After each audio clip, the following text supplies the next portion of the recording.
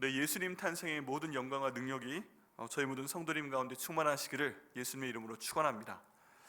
1년 어느 때보다도 저희가 가장 기뻐하고 또 감사해야 되는 시기입니다. 왜냐하면 저희 모든 소망이시고 저희 능력이시고 또 그 이름 가운데 위엄이 있으신 예수님께서 탄생하시는 주간이 바로 이번 주간에 있고, 그것을 저희가 감사하는 때이기 때문에 그렇습니다.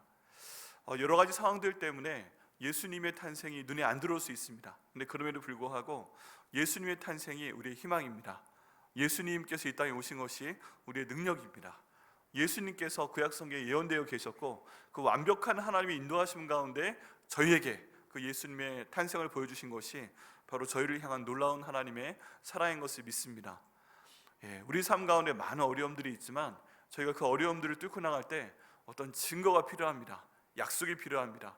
하나님, 내가 지금 이렇게 어려운 가운데 있는데 하나님, 내가 증거가 좀 필요합니다. 하나님께서 나와 함께 하시고 나를 도와주신다는 증거가 좀 필요합니다. 모든 세상 사람들이 내 생각을 이해하지 못하고 내게 등 돌리고 있는 것 같고, 내가 너무 어려운 순간 가운데 있어도 하나님이 함께 하시다는 그 증거가 내게 필요합니다 라고 기도할 때, 우리 하나님께서 가장 처음 말씀하실 수 있는 내용이 바로 예수님의 탄생인 것을 믿으셔야 됩니다. 예수님 탄생만큼 완벽한 증거가 없습니다. 예수님 탄생만큼 하나님을 향한 우리의 마음을 받아주시고 가장 완벽한 사랑을 표현하신 내용이 없습니다. 저희가 지난주에 이어서 이번 주에 이 예수님의 탄생이 그냥 갑자기 이루어진 것이 아니다 하는 내용을 함께 보도록 하겠습니다. 특별히 오늘 말씀을 통해서는 정말 그 어려운 상황 가운데 계시기 때문에 마음이나 생각이나 경제적인 여러 면들이나 모든 상황들에 대해서 너무 어려운 상황 가운데 계시는데, 이 예수님 말씀이 정말 내 마음이 힘이 되는 것 같지 않은데, 그리고 예수님 오신 게 지금 눈에 보이지 않는데, 남들은 다 크리스마스라고 하고 있는데 막 다 즐거워하는 것 같고, 뭔가 다 외식하는 것 같고 다 행복한 것 같은데 나는 그렇지 않을 때 주님 어떻게 해야 됩니까? 하시는 분들이 계실 줄 압니다. 그런 분들에게 특별히 큰 힘이 되는 그런 말씀이 되게 하시기를 기도하며 이 말씀 전합니다. 자, 오늘 하나님 말씀 미가서 5장에 나와 있는 말씀입니다. 미가. 미가. 익숙하지 않으시죠? 미가. 음식점 이름 같기도 하고 미가에 대해 많이 익숙하지 않으십니다. 근데 미가가 참 중요한 설교를 했습니다. 중요한 예언을 했습니다. 그게 뭐예요? 바로 예수님이 오실 것에 대한 예언을 했습니다. 여러분, 이 미가가 예수님 오실 것에 대해 예언을 했다는 것은 본인에게도 믿어지지 않는 일이었을 겁니다. 본인에게도. 왜 그러냐 하면은 미가가 살았던 시대가 너무 힘든 시대였기 때문입니다. 그리고 이 미가가 처했던 모든 상황이 너무너무 힘든 그런 상황이었기 때문입니다. 여러분, 이 미가의 상황을 제가 말씀을 드릴 테니까 지금 여러분이 겪고 있는 어려움과 상황과 얼마나 비슷하신지 또 얼마나 다르신지 한번 비교를 해보시길 바랍니다. 이 미가가 살고 있던 시대에 그 왕을 보면요, 히스기야 왕이 이 미가 활동했던 시대의 주된 왕이었습니다. 우리가 생각하는 히스기야, 하나님께 기도해서 목숨까지 연장받은 대단한 사람이다, 이런 생각이 드시죠? 근데 이 히스기야가 살았던 그 남유다의 시대가 만만하지가 않았습니다. 굉장히 나라적으로 국가적으로 힘든 시기였습니다. 국제 정세를 저희가 좀 봐야 됩니다. 지금 이 히스기야 시대에는 엄청난 일이 벌어졌습니다. 그게 뭐냐 하면 이스라엘이 두 개의 나라로 갈라져 있었습니다. 두 개의 나라로 갈라져 있었어요. 그래서 북에는 북이스라엘이 있었고 남에는 남유다가 있었습니다. 그 중에 이 미가는 남유다에 보낸 하나님의 선지자였습니다. 그래서 이 남유다 사람들한테 계속 하나님의 뜻을 알려줍니다. 북이스라엘에도 하나님의 선지자를 보내셨습니다. 누구 보내셨나요?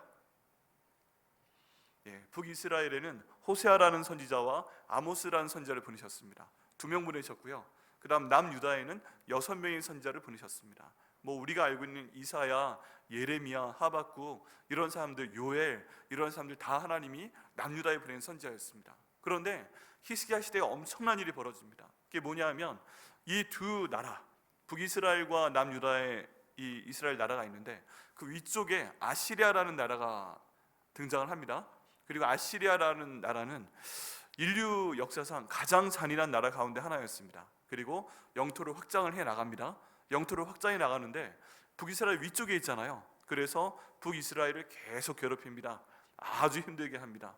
이 나라가 나라를 괴롭히면 너무너무 힘듭니다. 그 당시의 나라는 이제 너무너무 힘들게 하면 이 뭔가 선물을 좀 보내야 됩니다. 조공을 보내야 돼요. 그리고 이 조공 가운데는 돈도 포함되어 있지만 뭐 곡식도 포함되어 있고 사람도 포함되어 있고 종으로 삼으라는 노예도 보내야 되고 굉장히 힘든 상황이었습니다. 근데 북이스라엘 땅이 그런 어려움 가운데 있었는데 이 사람들은 이 모든 어려움에 대해서 현실적인 관점으로 돌파하려고 합니다. 그 현실적인 관점은 무엇인가? 이 아시리아에 대해서 뭔가 조공을 많이 보내고 이렇게 노력을 하는 거예요. 그리고 자기들이 혼자만 살 수 없기 때문에 다른 나라와 연합을 해서 아시리아한테 대항을 하려고 합니다. 그런데 이게 잘 되지가 않습니다. 그리고 그 당시에 가나안 땅에 편만했던 우상들이 여전히 북이스라엘 가운데 있었습니다. 그래서 이 북이스라엘 가운데서 눈에 보이는 우상 숭배를 하기 시작을 합니다. 그런데 이 우상 숭배를 너무너무 심하게 해서 오히려 하나님은 까먹게 되는 거예요. 하나님을 기억하지 않게 됩니다. 여러분, 그 당시에 고대 근동에 있었던 우상들의 특징은 무엇이냐면 형상이 있어요. 형상이 작은 우상의 모양이 있습니다. 뭐 바알 신이라든지 아세라 신이라든지 모양이 있습니다. 어떤 경우에 정말 큰 게 있고 어떤 경우에는 목걸이가 작은 게 있고 어떤 경우에는 주머니에 넣고 다닐 수 있는 게 있고 어떤 경우에 집안에 요 물병 모양처럼 요 정도 크기로 올려놓고 다닐 수 있는 그런 신의 형상들이 다 있습니다. 그러니까 그 당시 이스라엘 사람들은 굉장히 현실적인 사람들이었고 눈에 보이는 게 굉장히 중요한 사람들이었어요. 근데 가나안 사람들이 눈에 보이는 신을 숭배하고 목걸이도 하고 다니고 주머니에 넣고 다니고 집안에도 있고 이러니까 이게 좋아 보였던 겁니다. 우리 하나님은 어떤 분이세요? 하나님이 형상을 만들어요, 안 만들어요? 여러분, 하나님의 형상으로 만든 어떤 그 신상 보신 적 있으세요? 교회 가운데서? 성당에 가면 있죠. 성당에 가면 마리아의 상과 그 품에 안기는 예수의 상 이런 것들을 많이 볼 수 있습니다. 그런데 예수님께서도 이 땅 가운데 인간의 모습으로 오셨기 때문에 형상이 있습니다. 십자가 형상이 있고 우린 저 십자가의 형상을 보여줍니다. 저 십자가도요, 처음 만들어진 이유가 뭔지 아십니까? 독일 사람들에게, 게르만 민족에게 우리 예수님에 대해 전해야 되겠는데 형상이 없는 겁니다. 형상. 근데 게르만 사람들도 지금 현재 충실한 사람들이고 눈으로 봐야만, 손으로 만져야만 그걸 보고 믿는 사람들이었어요. 그래서 이 사람들을 전도하기 위해서 가장 좋은 방법이 무엇이 있는가? 형상을 만들어야 되겠다. 그래서 십자가를 만든 것입니다. 예수님께서 달려 돌아가신 십자가가 이것이다 해서 십자가를 만들었던 것입니다. 그리고 기독교에서 안 하지만 천주교에서는 거기에 못 박혀 계신 예수님의 형상을 그대로 둡니다. 얼마나 치밀하게 묘사했는지 머리에 가시밀려간 쓰신 것도 보여드리고 그리고 거기에 핏방울까지 흐르게 만들고 여기에 창자국까지 아주 정밀하게 묘사한 그런 십자가가 굉장히 많이 있습니다. 특별히 유럽권에 많이 있습니다. 이런 것들을 보여주면서 사람들의 시선을 잡으려고 하는 것입니다. 그런데 그 당시에 북이스라엘 사람들은 하나님의 형상을 만들 생각까지는 못했어요. 그런데 우상의 형상은 좋은 겁니다. 저 우상을 보니까 참 좋구나, 좀 더 아름답게도 만들어보고 여신의 신상도 한번 만들어보고 이러다 보니까 하나님의 눈에 보이지 않는데 그런 우상의 신상들은 보이게 되니까 그쪽으로 자꾸 들어가게 됩니다.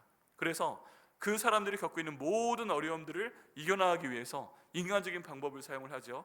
눈에 보이는 우상을 만들고 그걸 섬기고 돈에 대한 문제를 어떻게 해결을 해보려고 하고 나라가 힘이 없으니까 이방 나라들, 이집트와 같은 나라들과 힘을 합해서 한번 나라적인 어려움을, 국가적인 어려움을 이겨나가 보려고 합니다. 하나님이 이걸 보고 너무 안 좋으셨어요. 그래서 아모스를 보내시고 호세아를 보내시고 이렇게 해서 막 예언을 하시고 하나님 말씀을 선포하셔도 이게 사람들 마음 가운데 들어가지가 않습니다. 너희가 아무리 힘든 상황 가운데 있어도 아시리아가 너희를 아무리 괴롭히고 너희한테 아무리 무거운 세금을 요구해서 너희 삶이 힘들지라도, 너희 정치가 힘들고 너희가 먹고 사는 게 힘들고 너희 이웃 사람들 간에 사랑할 수 있는 그런 상황이 아니라 할지라도 내게로 돌아와라, 눈에 보이지 않는 내게로 돌아와라, 그럼 내가 너희를 도와주겠다 라고 말씀을 하시는데 이 모든 것이 그들 삶 가운데 있는 현실 때문에, 고난 때문에 묻혀버리게 됩니다. 묻혀버리게 돼요. 그래서 이 북이스라엘은 결국 기원전 721년에 멸망하게 됩니다. 아시리아가 쳐들어와서 결국 멸망하게 됩니다. 가장 무서워했던 그 나라를 통해서 멸망당하게 되고요. 또 이 아시리아가 잔인한 민족이라고 말씀을 드렸잖아요. 왜 잔인했는가? 그 사람들이 정복을 하게 되면 같이 살자 뭐 이런 게 아니었어요. 그냥 완전히 없애버리는 겁니다. 그런데 그를 통해서 북이스라엘의 인종 자체를 없애버렸습니다. 어떤 식으로 했는가? 이 사람들을 집단 이주를 시켜서 다른 나라 사람들과 결혼을 시킵니다. 우리식으로 하면 우리 정복을 당했는데 중국으로도 보내고 인도로도 보내고 아니면 베트남으로도 보내고 이런 식으로 해서 거기 있는 사람들과 의도적으로 결혼을 시키게 됩니다. 그렇게 해서 우리식으로 하면 유전자를 섞어버리게 되는 것입니다. 한 민족이 갖고 있는 모든 특성을 다 없애버립니다. 이렇게 되다 보니까 그 민족이 사라졌습니다. 여러분, 나라가 갈라질 때 북이스라엘의 10개 지파가 갖고 이쪽 남유다 지역에 유다와 베냐민 지파만 남아 있었습니다. 그 바람에 이스라엘 전체 12지파가 있었는데 그렇게 현실을 타개하고자 했던 10지파는 이 세상에서 사라져 버렸습니다. 흔적이 없어져 버린 거예요. 그래서 전에도 한번 말씀드렸지만 이스라엘이 지금 마음 아파하면서 추구하고 있는 그런 유전자 프로젝트 중에 하나가 그때 북이스라엘 없어진 그 10지파 지금 어디로 간 거야? 어느 민족 가운데 있는 거야? 그러면서 이 사람들이 유전자를 찾기 위해서 굉장히 노력을 합니다. 눈에 보이는 것과 현실과 이 모든 것들을 하나님의 방법이 아니라 세상적인 방법을 통해서 해결하고자 했는데 하나님 말씀이 부족하거나 없는 사람들은 이 땅 가운데서 흩어져 버리게 됐던 것입니다. 히스기야 시대에 바로 이 일이 벌어졌어요. 여러분, 얼마나 힘들겠습니까? 이게 우리의 관점으로 생각을 해보면 우리 지금 바로 위에 북한이 있잖아요. 이 북한이 있는데 지금 굉장히 어려운 가운데 있습니다. 북한의 지금 지도자로 한번 살아보겠다고 안간 힘을 쓰고 있습니다.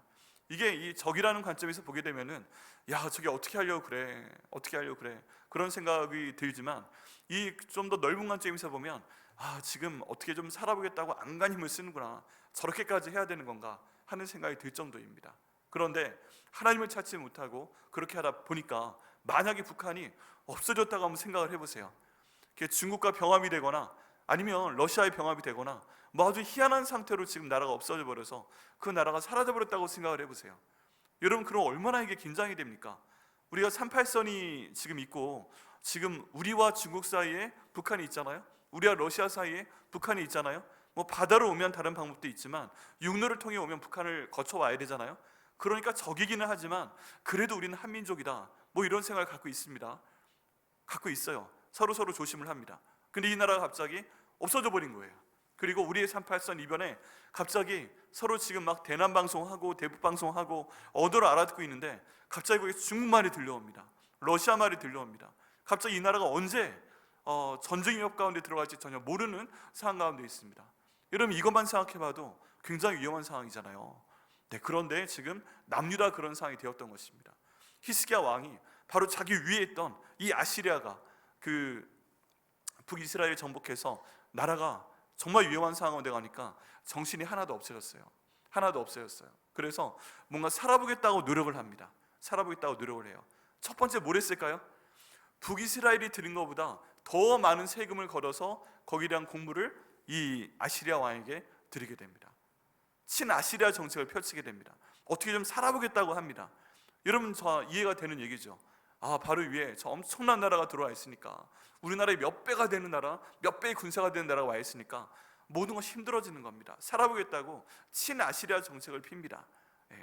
근데 그런 상황 가운데서 이게 쉽지가 않아요. 시간이 지나면 지날수록 더 많은 세금을 요구합니다. 더 많은 선물을 요구합니다. 그래서 안 되겠는 거예요. 안 되겠어요. 그래서 이 히스기야 왕이 이집트하고 연맹을 합니다. 연합을 해서 아시리아를 한번 공격해 봅니다. 어떻게 됐을까요? 저희 표현으로 개박살 났습니다. 그냥 박살이 났어요. 그래가지고 한번 박살이 났으니까 또 어떻게 되겠어요? 이전에 드린 것보다 2배의 세금과 2배의 선물을 더 보내라, 이렇게 됐겠죠. 나라의 경제가 더 힘들어졌습니다. 여러분, 이 세금 만들어내는 사람들이 누구예요? 백성들입니다. 여기 미가 이런 사람들입니다. 안 그래도 힘들었는데 더 많은 돈을 세금으로 내야 되고 더 많은 것들이 지금 아시리아로 흘러들어가게 됩니다. 도저히 히스기야 왕이 안 되겠는 거예요. 그래서 한 번 더, 이번에 진짜다 해서 이전에는 여기 이집트 왕하고만 연맹을 맺었는데 아시리아한테 괴롭힘을 당하는 다른 여러 나라들의 동맹이 또 생겼어요. 그래서 여기에 들어가서 다시 한번 내가 이번에 아시리아를 어떻게 좀 해보겠어 라고 하는 마음으로 또 한 번 연합군 전쟁에 참여를 합니다. 어떻게 됐을까요? 초전박살이 납니다. 약간 개박살이 나는데 이번엔 초전박살이 나게 됩니다. 이게 어쩔 수가 없는 거예요. 그래가지고 그 당시에 기록에 보게 되면 그 전쟁에 패배하는 바람에 이 남유다의 북쪽에 있는 46개 성을 아시리아에게 줄 수밖에 없는 상황이 되어버렸어요. 국토까지 많이 뺏겼습니다. 이 얼마나 힘든 상황이에요. 밖에서 이렇게 힘들게 합니다. 이렇게 어렵게 합니다. 계속 나라가 힘들고 경제가 힘들고 막 이 남유다의 워낙 가치가 막 떨어지고 있고 모든 사람들이 힘든 상황입니다. 사람들한테 미래가 없어 보입니다. 희망이 없어 보입니다. 이런 상황 가운데서 이 그 당시 남유다의 정치 지도자들은 뭐라고 했겠어요? 나라가 이렇게 힘들잖아요. 그 나라에 왕이 있잖아요. 히스기야가 있잖아요. 그 밑에는 신하들이 있잖아요. 이 사람들은 어떻게 이 어려움에 대해서 얘기를 할까요? 그 사람들은 그 사람 나름대로 얘기를 합니다. 그런데 정말 그 안타까운 내용이 뭐냐면 하나님의 음성에 귀를 기울이지 않습니다. 하나님을 의지하려고 하지 않습니다. 북이스라엘이 아까 말씀드린 대로 2명의 선자를 보냈고 남유다에 6명의 하나님의 사람 선자를 보내서 말씀을 선포를 하는데 이 사람들에게 대해서 이 남유다의 지도자들이 한 얘기가 있습니다. 그게 미가서 2장 6절에 나옵니다. 그들이 말하기를 너희는 예언하지 말라라고 얘기하고 있습니다. 너희는 예언하지 말라. 지금 이 하나님의 사람들이 하나님의 명령을 받아서 남유다에 나타나서 하는 얘기들은 뭐예요? 지금 현실이 어렵다 할지라도 이 현실 가운데서 너희는 뭐해라? 하나님 말씀을 들어라. 하나님 말씀을 의지해라. 전혀 불가능한 상황 가운데서 출애굽의 역사를 이룩하신 그 하나님 앞에서 너희는 하나님의 역사를 믿어라. 그러면 하나님께서 너희를 구원하실 것이다. 이런 예언을 하는 겁니다. 현실에 물론 모든 것들을 봐야 되지만 하나님이 행하신 모든 역사, 이스라엘의 역사관의 관점은요, 미래를 보고 나가는 것이 아니라 과거에 일하신 하나님을 바라보고 출애굽의 역사를 이루신 하나님을 바라보고 그 모든 것을 믿음의 근거로 해서 앞으로 나아가는 것입니다. 그러면 그 모든 것을 행하신 하나님께서 지금의 우리를 도와주실 것이다. 그러니까 뭐해라? 하나님 말씀을 들어라. 하나님 말씀을 마음에 새겨라. 이 하나님 말씀으로 기도해라. 그 하나님 말씀에 순종해라 라고 말씀하며 지금 이 선지자들은 하나님의 일을 하게 됩니다. 그런데 이걸 듣는 이 나라의 지도자들은 뭐라고 했다고요? 2장 6절에 그들이 말하기를 너희는 뭐하지 말라? 예언하지 말라. 다른 말로 하면 뭐하라? 뭐하지 말라? 너희는 뭐하지 말라? 너희는 하나님의 말씀을 우리에게 전하지 말라. 너희는 설교하지 말라. 너희는 말씀 가운데 있는 내용에 대해서 얘기하지 말라. 이 모든 것이 그거와 다른 내용이다. 지금 우리의 모든 상황은 하나님 말씀 가지고 이겨나갈 수 있는 상황이 아니다 라고 얘기를 하면서 하나님의 선지자가 옆에 있어도 하나님 말씀이 거기에 있어도 출애굽의 역사가 그들 가운데 있어도 오히려 그 땅 가운데 힘을 갖고 있는 사람들은 너희는 하나님 말씀하지 말라. 너희는 그 모든 것들을 무시해라. 너희는 자꾸 그거 가지고 백성들을 속이지 말라. 미혹하지 말라 라고 얘기하고 있었다는 것입니다. 이런 상황이 얼마나 힘들어요. 이런 상황 가운데서는 내가 눈에 보이지 않는 여호와 하나님을 믿습니다. 천지를 창조하신 하나님 믿습니다. 그리고 출애굽의 모든 역사를 인도하신 그 하나님 믿습니다. 이렇게 말을 하는 것만으로도 이 그 당시 권력자들과 원수가 될 수 있는 그런 상황들이었습니다. 얼마나 힘든 상황이에요. 의지할 데가 없어요. 하나님을 의지하려고 하니까 예언하지 말라고 그러지, 설교하지 말라고 그러지, 성경 말씀하지 말라고 그러지. 지금 나라의 지도자들은 다 자기의 살 길을 찾고 있지. 그리고 저 아시리아 나라에서는 호시탐탐 지금 나라를 노리고 있지. 뭐 이런 상황이었습니다. 여러분 열왕기상 열왕기하, 역대상 역대하 이 내용들을 보면 여기에 대한 모든 내용들이 굉장히 비참하게 묘사가 되고 있는 것을 저희가 보게 됩니다. 근데 이런 상황 가운데 정말 놀랍게 하나님 아버지께서 누구에게 말씀을 주셨다고요? 여기 있는 미가에게 말씀을 주셨다는 것입니다. 이 히스기야 시대에게 하나님께서 이 말씀을 주십니다. 그 말씀이 뭐예요? 바로 예수님 탄생에 대한 예언인 것입니다. 자, 여러분 여기 이 상황에 대해 지금 말씀드렸는데요, 여러분의 상황과 우리의 상황과 이 미가의 상황이 얼마나 비슷합니까? 이 나라의 상황과 얼마나 비슷합니까? 여러분 지금 눈에 보이는 상황으로 보면 절망밖에 없는 분 계시지 않으세요? 성탄절 뭐 얘기를 해도 나와 관계없는 분 계시지 않으세요?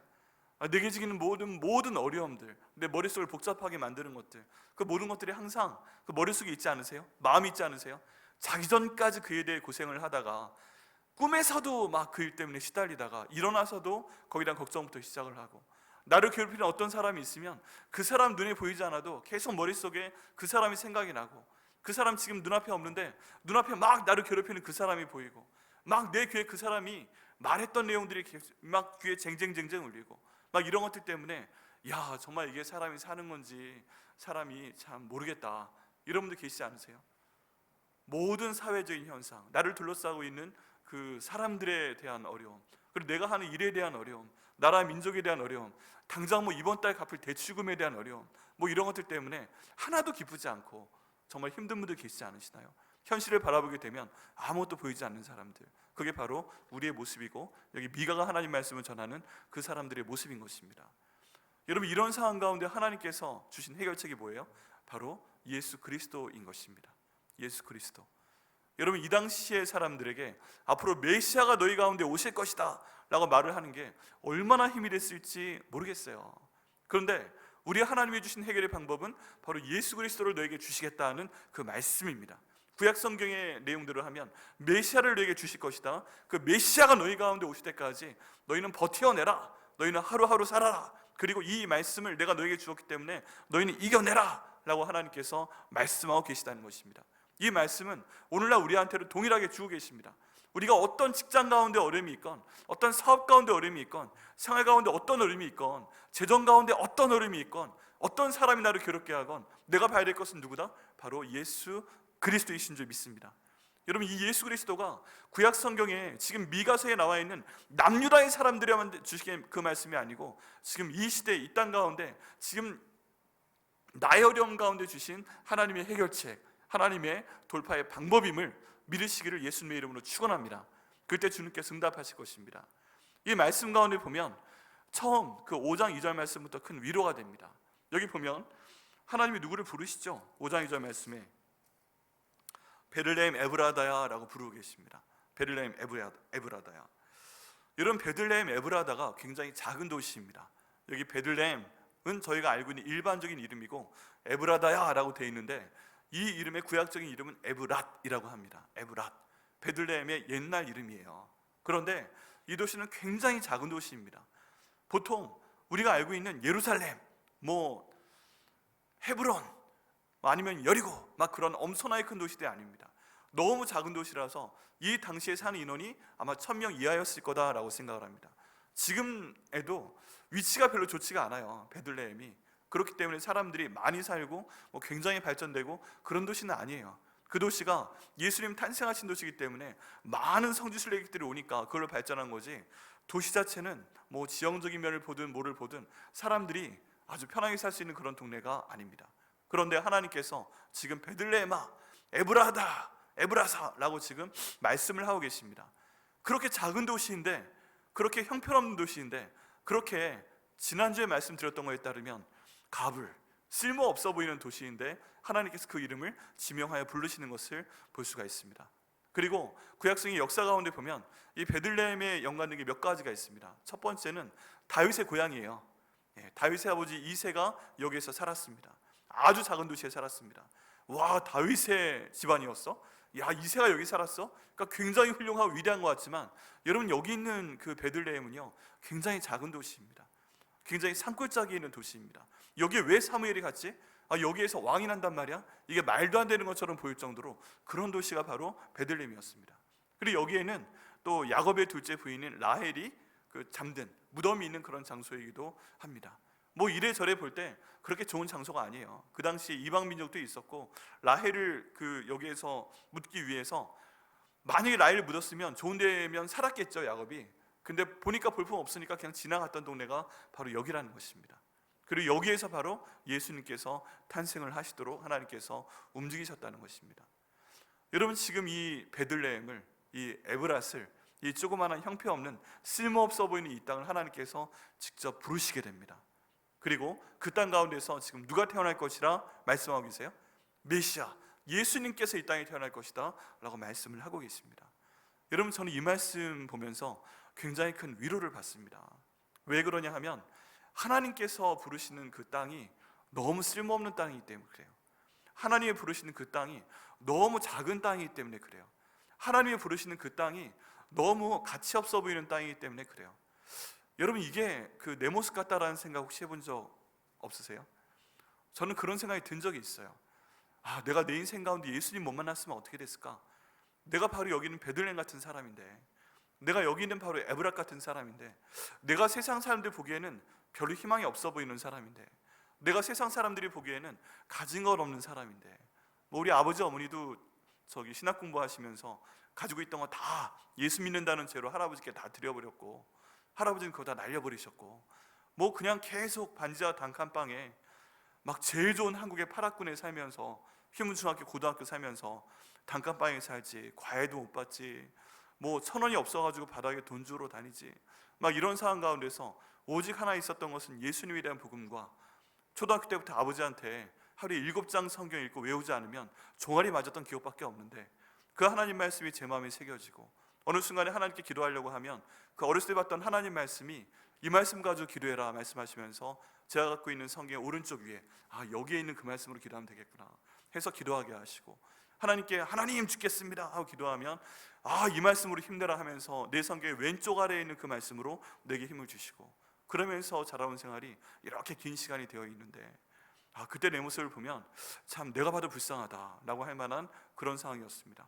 근데 그런 상황에도 불구하고 예수님께서 우리 가정에 오시고, 예수님께서 내 삶 가운데 오시고, 예수님과 인격적인 관계를 맺게 되고, 예수님과 모든 것에 대한 얘기를 하고, 기쁨도 나누고 슬픔도 나누고 미래에 대한 희망까지 나누고, 아버지가 신학 공부하실 때 반지하 단칸방에서 신학 공부하시면서, 아버지께서 영락교회 도서관에 가시면서 먹을 게 없어서 라면, 안성탕면 하나 사가지고 절반 입으로 씹어 먹으면서 영락교회 도서관까지 걸어가셔서 하루 종일 공부하시다가 성경 보시다가 저녁 때 또 차비가 없어서 안성탕면 나머지 반을 씹어 드시면서 집까지 오시는 방학의 생활을 반복을 하시면서 생활을 하셨다는 게 우리 아버지인데, 하나님 나는 저렇게 목회하지 않도록 해주세요, 저렇게 신학 공부하지 않도록 해주세요, 전 유학 보내주세요 하고는 말도 안 되는 기도를 하나님께 드렸더니 20년 동안 그 기도 받으시고 유학 보내주시고 15년 동안 공부시켜주시고 또 사용해 주시는 그분이 바로 하나님 아버지이십니다.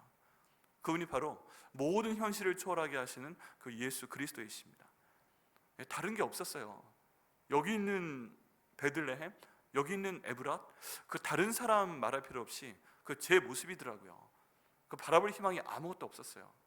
그냥 저희 아버지 어머니는 예수 믿는다고 할아버지가 족보에서 끊어버리고 그냥 뭐 모든 형제 자매들하고도 아예 다 저 집은 없는 걸로 쳐. 아버지가 장남, 어머니가 장녀셨는데 친할아버지, 외할아버지 모두가 너무나도 살아있고 너무나도 그 많은 기대를 품었던 아들, 딸이었기 때문에 그냥 예수 믿고 신학 공부하다니까 딱 잘라버리셨어요. 세상에 섬같이 살았어요. 근데 그런 와중에서도 이제 하나님께서 오직 예수님의 이름으로 살리셨던 것을 보게 됩니다. 여러분, 이건 저희 간증인데요, 여러분은 어떠신가요? 여러분 저보다 많이 잘나셨나요? 여러분 저보다 고생 더 많이 하셨나요? 네. 여러분 저보다 환경도 안 좋으셨나요? 네. 이게 아예 그 동네가 다 그럼 모르겠는데, 저는 아버지께서 너무너무 좋은 동네에 갖다 놓으셔가지고 수많은 아주 탁월하고 잘 살고, 지금도 카톡방 들어가면 여러 군데 뭐 정치, 경제, 사회, 문화의 대표 작업은 다 있습니다. 뭐 판사, 검사, 지금 친구들은 다 부장판사 돼 있고, 뭐 어떤 친구들은 다 부장검사 돼 있고, 어떤 친구들은 의사도 우리나라 최고의 성형외과 의사가 뭐 고등학교 동기고, 이런 사람들이 막 넘쳐흐르고 있어요.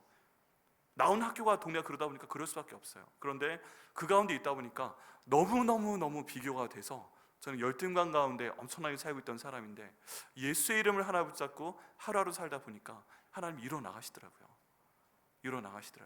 유학을 가서도 15년 동안 공부했는데 딱 6개월 만에 가지고 갔던 돈 1,200만 원이 딱 통장에서 제로가 되는 순간부터 나머지 그 시간은 하나님이 인도하시는 가운데 예수의 이름으로 살게 하셨습니다. 거기에 뭐 저만 있어요. 아내도 있고 아들도 있고 딸도 있고. 정말 여기 나와 있는 베들레헴 에브랏이 바로 제 얘기입니다. 하나님이 아무리 작아도 딱 지명해서 부르시니까 쓰시더라고요. 여러분, 동일한 은혜가 우리 가운데 있을 줄 믿습니다. 우리 성도님들 가운데 아무리 어려운 상황 가운데 있어도 그 이름을 딱 부르시면서 내가 너를 쓰겠다 말씀하시면 쓰실 줄 믿습니다. 내가 너에게 복을 주겠다 말씀하시면 복을 주실 걸 믿습니다. 백회한목회가 아무리 힘든 교회라도 하나님께서 쓰시겠다 하시면 쓸 수 있는 모든 조건을 다 우리 가운데 허락하실 것을 믿습니다. 다른 사람들은 모르겠는데 하나님 역사에 대한 살아있는 증거가 바로 저라고 생각을 하시면 됩니다. 하나님 그렇게 하시는 거구나. 우리나라 사람들 10명 중에 7명은 강력한 감각형이기 때문에 본인이 했던 경험을 벗어나지 못합니다. 항상 경험을 벗어나지 못해요. 그냥 내가 경험하지 못하고 믿지 않습니다. 근데 성경에서는 이 모든 것들을 포괄해서 말씀해 주고 계십니다. 그러면서 여기 지금 베들레헴 에브라다를 하나님께서 부르고 계십니다. 그리고 이 작다는 표현을 쓰세요. 너는 유다 족속 중에 작을지라도 라고 말씀하고 계십니다. 여기에요, 한글로 하니까 작을지라도인데 영어 표현이나 원문 표현을 보면 너무라는 표현이 추가가 됩니다. 너는 유다 고을 중에 가장 작을지라도, 너무 작을지라도 내가 무엇인가 하겠다. 그게 뭐예요? 이스라엘을 다스리는 자가 내게로 나올 것이다. 그의 근본은 상고의 영원에 있다. 내가 너희에게 메시아를 보낼 것이다. 내가 너희에게 예수를 보낼 것이다. 그런데 그 예수가 이 땅 가운데 태어나서 베들레헴에 말구유에 태어났다 할지라도 그 존재는, 그 모든 역사는 단지 그 순간에 어쩌다가 태어난 것이 아니라 하나님이 태초에 천지를 창조하시기 이전부터 그 사람이 나와 함께 있었다 말씀하시는 그 예수님을 너희에게 보내주시겠다라고 지금 말씀하고 계시다는 것입니다. 여러분, 똑같은 말씀을 저에게도 하십니다. 뭐라고 하세요? 내가 아무리 작을지라도, 내가 아무리 보잘것없는 존재라도, 내가 아무리 어떤 사람에게 전혀 영향을 미칠 수 없는 그런 존재라고 할지라도 내가 너에게 예수를 주겠다. 예수를 받아라. 너희 삶 가운데, 너희 마음 가운데 예수의 말씀을 새겨라. 그 예수를 너희가 너희 삶을 위해서 죽고 너희를 위해 부활하고 너희를 위해 주인 되신 그 예수를 너희 마음으로 받아들여라. 그 예수는 그냥 태어난 그런 존재가 아니라 창세기 이전부터 너희 모든 생명을 관할하고 온 우주의 역사를 관할하고 너를 창조하고 네가 태어나기 전부터 너희 이름을 부르며 기뻐했고 네가 태어났을 때 너를 잡아줬고 지금 이 인생길이 너무너무 힘들지라도 그 인생 가운데 너를 지탱해주고 있는, 붙잡아주고 있는 그 예수다라고 우리 주님께서 말씀하고 계신 것입니다. 여러분, 이 말씀 붙드시고 예수님의 이름을 붙잡으시는 저 여러분 되시기를 예수님의 이름으로 축원합니다. 이미 하나님이 하고 계십니다. 이 자리에 와 계시다는 것만 해도 하나님이 그 일 가운데 계신 것입니다. 이걸 믿으셔야 돼요. 예수님 인격적으로 만나셔야 되고요. 이분을 붙잡았을 때 내 모든 어려움을 이 예수님께서 다 돌파하게 하시는 그 능력을 체험해야 되는 것입니다. 이걸 체험하게 되었을 때 우리의 영역이 넓어지게 됩니다. 그게 가능할까요? 가능합니다. 그 다음부터 나오는 말씀을 보면 이 메시아가 이 땅 가운데 와서 하신다는 말씀을 보면 정말 그것을 해줘 오셨고 지금도 하고 계시고 앞으로도 하실 것이구나 하는 그 내용을 저희가 알 수가 있습니다. 오늘 그 다음 말씀 가운데 4절 말씀에 보면요, 4절, 5절, 6절 말씀에 보면 중요한 동사가 3가지가 나옵니다. 첫 번째 3절 말씀에 한번 보겠습니다. 그러므로 여인이 해산하기까지 그들을 붙여두시겠고 그 후에는 그의 형제 가운데 남은 자가 이스라엘 자손에게로 돌아오리니 그가 여호와의 능력과 그의 하나님 여호와의 위엄을 의지하고 서서 목축하니 그들이 거주할 것이라 이제 그가 창대하여 땅끝까지 미치리라 라고 되어 있습니다. 여기 4절 말씀에 나와 있는 그가 바로 메시아 예수 그리스도이십니다. 근데 이분이 지금 어떤 걸 하실 거라고 말씀하고 있어요? 여호와의 능력과 그의 하나님 여호와의 위엄을 의지하고 서서 목축하니 라고 말씀하고 계십니다. 여기에 4절에 나오는 이 표현 정말 중요합니다. 그분이 의지하고 서서 목축하니, 의지하고 서서 목축하니, 지금 예수님께서 하나님의 능력과 하나님의 위엄을 의지하고 서서 이 메시아가 자기 힘으로 한다고 하지 않아요. 이 메시아로 보내시는 분도 그분이 정말 위대하신 분인 것 같고 신이고 대단하신 분이라서 스스로 그분의 자신의 능력과 막 이렇게 나올 것 같은데 지금 미가서에서 정확하게 하나님께서 말씀하고 계십니다. 이 예수님까지도 자기의 힘으로 서서 자기의 힘으로 의지하고 뭐 이런 거 아니고요, 하나님의 이름과 하나님의 위엄을 의지하며 서서 목축한다고 되어 있습니다. 누구를요? 하나님의 백성을, 사람들을 목축한다라고 말씀하고 계십니다. 여러분, 히브리어 원문에 보면 이 어순이 다릅니다. 여기 앞에 나와 있는 여호와의 능력과 그의 하나님 여호와의 이름을 의지하고 라는 부분이 뒤로 가 있어요. 뒤로 가 있고 앞에 나와 있는 부분은 의지하고 서서 목축하니, 이게 앞부분에 나와 있습니다. 강조가 그래요. 강조가. 그럼 뭐다? 우리 지금 예수님께서 이 땅 가운데 오셔서 하실 일이 뭐다? 그분이 서서 목축할 것이다. 누구를 목축한다? 바로 이스라엘 백성들을 목축한다. 누구를 목축한다? 바로 나를 목축한다고 말씀하고 있는 것입니다. 여러분, 이게 목축한다라는 표현, 서 있다는 표현, 목축한다라는 표현은 한 번 잠깐 서 있다 끝나는 게 아니에요.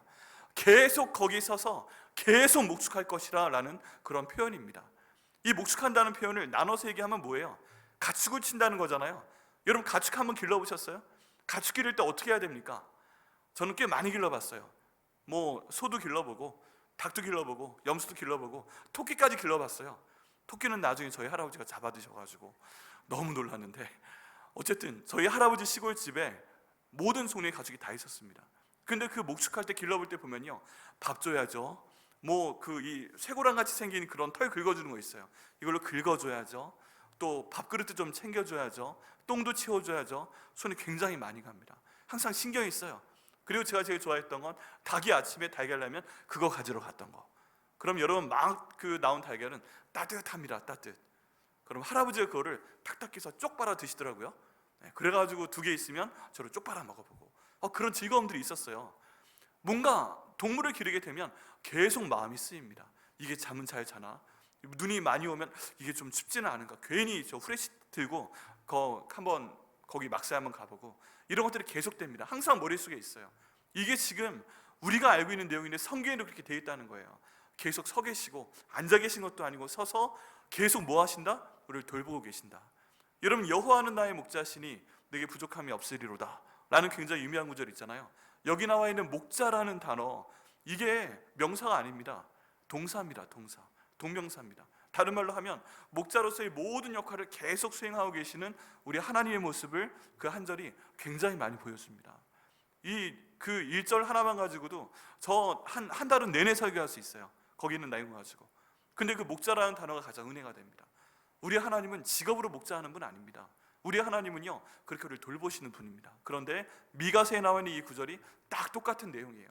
목자라는 표현이나 목축이라는 표현이나 나를 돌보시는 하나님이 내가 지금 어떻게 지내고 있나 보고 계시고, 나에게 먹을 것을 주시고, 내가 병들면 돌봐주시고, 내가 잠 못 자면 같이 자주시고, 나를 치료해 주시고, 내가 물건이 없는 것 같으면, 내가 돈이 없는 것 같으면 이거 어디서 구해다 줄까? 이거 지금 보시는 분이 바로 하나님 아버지시라는 것입니다. 지금 미가가 예언했던 이 예수님이 바로 그 나의 예수님이고요. 내가 하나님께 기도할 때 이 예수님께서는 하나님의 이름을 의지하고 하나님의 의엄을 의지하고 서서 나를 돌봐주실 것을 믿습니다.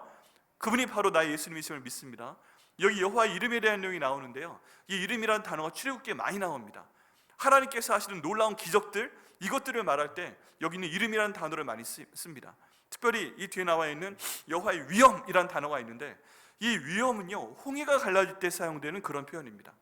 여러분, 홍해가 이스라엘 백성들 앞에 갈라져 버렸잖아요. 그런데 그 내용을 자세하게 보면 여호와의 위엄이라는 단어가 본문 가운데 있고, 하나님의 위엄 앞에 이제 하나님이 홍해 앞에 서신 거예요. 이 뒤에 이스라엘 백성들이 있고 앞에 홍해가 막고 있는데 갈 데가 없어 보여요. 오른쪽으로 도망가, 왼쪽으로 도망가, 그래봐야 잡혀 죽을 거고, 이스라엘 애굽 왕들 쪽으로 돌아서 싸워 다 죽을 판인데, 하나님께서 딱 앞에 서시니까 그 앞에 있는 홍해가 하나님의 위엄 앞에서 스스로 갈라졌다는 거예요. 여러분, 우리 하나님께서 그 위엄을 가지고 저희 앞에 서실 때 우리가 지금 걱정하고 있는 모든 어려움들이 우리 앞에서 하나님의 위엄을 통해서 갈라질 것을 믿습니다. 아멘이십니까? 네, 그 위엄 앞에서 갈라질 것이 믿습니다.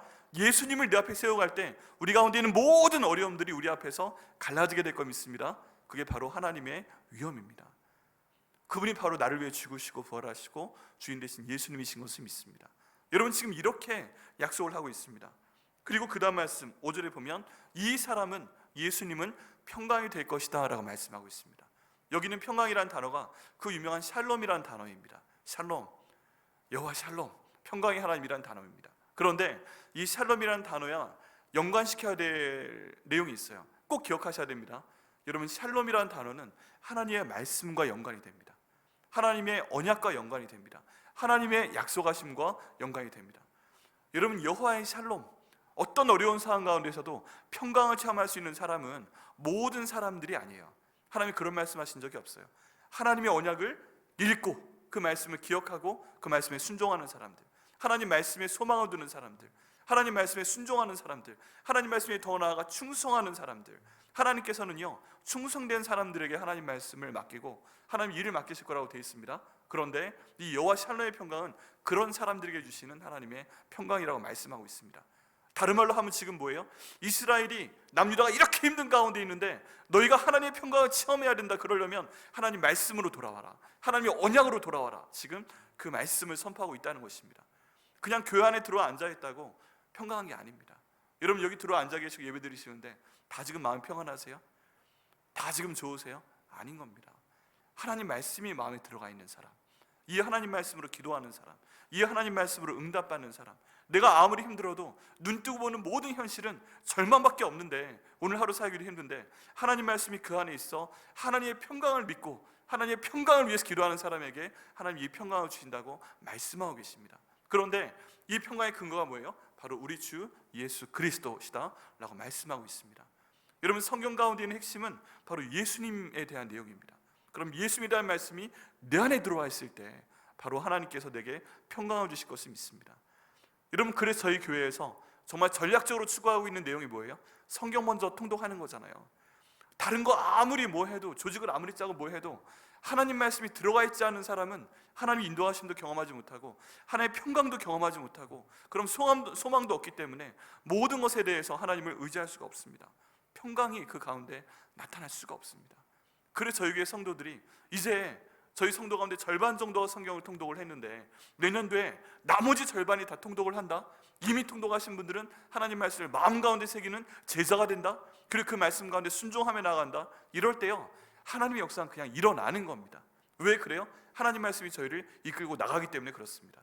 하나님 말씀이 없으면 저희가 예수님의 이름을 이용하면서 우리 뒤에 예수님 따라오세요 하고 끌고 가지만, 하나님 말씀이 우리 삶 가운데 자리 잡게 되면 이 말씀이 예수님의 이름으로 우리를 끌고 나갈 줄 믿습니다. 그때 여호와 샬롬의 평강이 우리 가운데 임하게 되는 것입니다. 이 여호와 샬롬의 평강을 하나님 말씀으로 받아들이는 저 여러분 되시기를 예수님의 이름으로 축원합니다. 자, 그 다음에 6절 말씀 가운데 보면 그들이 칼로 아수르 땅을 황폐하게 하며 니므롯 땅 어기를 황폐하게 하리라. 아수르 사람이 우리 땅에 들어와서 우리 지경을 밟을 때에는 그가 우리를 그에게서 건져내리라 라고 되어 있습니다. 여기 중요한 표현은 건져내리라 라는 표현입니다. 지금 아수르 사람들이 들어와서 또 괴롭히고 있다는 얘기가 나오잖아요. 그런데 지금 이 하나님의 사람이 오시면, 메시아가 오시면 어떻게 하신다고요? 그 모든 아수르 사람으로 인한 어려움에서 너희를 뭐 해내리라? 건져내리라. 여러분 이 건져내리라는 표현의 가장 기본적인 뜻, 어원의 기본적인 뜻은 분리한다라는 뜻입니다. 분리시킨다는 거예요. 지금 왜 괴로워요? 아수르 사람들이 함께 있으니까 괴로운 거잖아요. 나를 괴롭히는 그 어려움이 함께 있으니까 괴로운 거잖아요. 나를 괴롭히는 그 사람이 함께 있으니까 괴로운 거잖아요. 근데 건져내리라 라고 하는 표현은 분리시킨다는 표현입니다.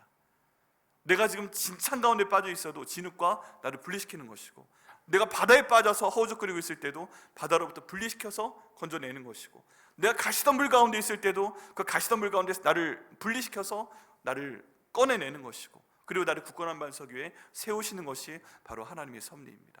이 예수님께서 오시면, 이 메시아께서 오시면 너희를 건져낼 것이다 라고 말씀하고 계시고, 이 말씀이 이 남유다 역사 가운데 이루어졌습니다. 여러분 똑같습니다. 우리 삶 가운데도 그 상황과 함께 있기 때문에 내가 괴로운 거예요. 그 사람과 함께 있기 때문에 괴로운 거예요. 그 문제 때문에 내가 괴로운 거예요. 함께 있으니까 괴로운 거예요. 이제 뭐 걱정이 나와 한 몸이고 내가 걱정이고 뭐가 지금 문제의 덩어리인지 모르겠어요. 근데 그런 상황 가운데서 하나님께서 분리해서 건져내실 것이다. 그리고 하나님께서 승리를 주실 것이다. 평안을 주실 것이다. 살롬의 평강을 주실 것이고 서서 너희를 목축하겠다, 돌봐주겠다 지금 말씀하고 계십니다. 그 모든 말씀의 주인공이 누구세요? 바로 예수 그리스도이십니다. 그 예수 그리스도는 또 누구를 의지하신다고요? 하나님의 이름과 위엄을 의지하고 계십니다. 그렇다면 우리도 간단합니다. 이 말씀에 따라서 예수님 의지하면 되는 거고요, 예수님께서 하셨던 것처럼 예수님도 스스로 하지 않고 하나님의 이름과 위엄을 의지했다면 내가 그거 믿고 나가겠다 이렇게 의지하며 나갈 때 하나님께서 우리가 겪고 있는 모든 어려움으로부터 우리를 돌보아 주시고 목축해 주시고 또 우리를 평강으로 인도하시고 우리를 건져내실 것을 믿습니다. 이게 바로 구약성경 가운데 특별히 미가서에 나와 있는 우리 예수님 탄생에 대한 메시지입니다. 마태복음 2장 1절과 2절에 보면 이 내용이 약간 변형돼서 나와 있습니다.